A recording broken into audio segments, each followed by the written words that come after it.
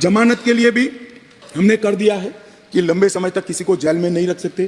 पहली बार अपराध करने को 1/3 सजा का जो प्रोविजन है, 1/3 अगर अंडर ट्रायल कर लिया तो इसको मुक्ति दे सकते हो, और बाकी सभी मामलों में 1/2 किया है जो गंभीर प्रकार की हत्या, डकैती, ऐसे मामले हैं। जजमेंट सालों सालों तक, महीनों तक नहीं आता था। अब हो गया है कि मुकदमे की समाप्ति के बाद जज साहब को 45 दिन के अंदर ही जजमेंट देना पड़ेगा, वो इससे ज़्यादा लेट नहीं करते। मान्यवर, जजमेंट और सजा के बीच में भी बहुत बड़ा समय था, उसका भी समय निर्धारित कर दिया है, और सजा निर्णय देने के 7 दिन के अंदर ही सुना देनी पड़ेगी, उसको आप लिंगरिंग नहीं कर सकते। मान्यवर, फिर दया याचिका के मामले आते थे। सालों तक दया याचिका करते ही नहीं, और दया याचिका कोई एनजीओ करता था, कोई दूर दूर के लोग करते थे, जिसका कोई दया तो वही मांग सकता है जिसको दंड मिला है। दया मांगने का अधिकार और किसी को नहीं। मान्यवर, उच्चतम न्यायालय की अपील खारिज करने के 30 दिन के अंदर ही दया की अर्जी करनी पड़ेगी, बाद में आपको इसका अधिकार नहीं रहेगा।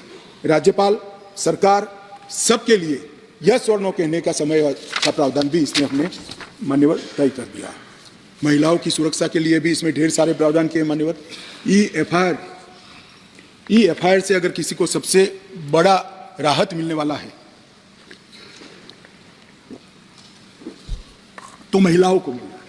किसी भी महिला के लिए अपने खिलाफ हुए अपराध को किसी के सामने वर्णन करना मान्यवर बड़ी संकोच की बात होती है।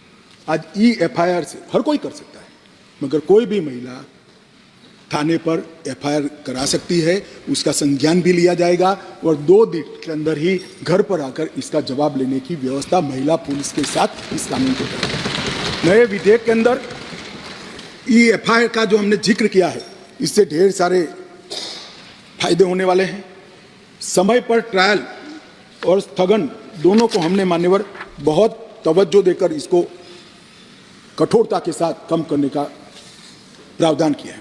टेक्नोलॉजी का उपयोग भी कई जगह पे हमने पुलिस के अधिकारों के दुरुपयोग को कर्टेल करने के लिए किया है। क्राइम सीन इन्वेस्टिगेशन, ट्रायल, ये तीनों चरण में हमने टेक्नोलॉजी के उपयोग को तवज्जो दी है।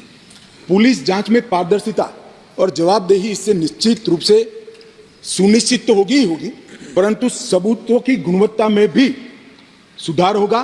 विक्टिम और आरोपी दोनों के अधिकारों की रक्षा होगी।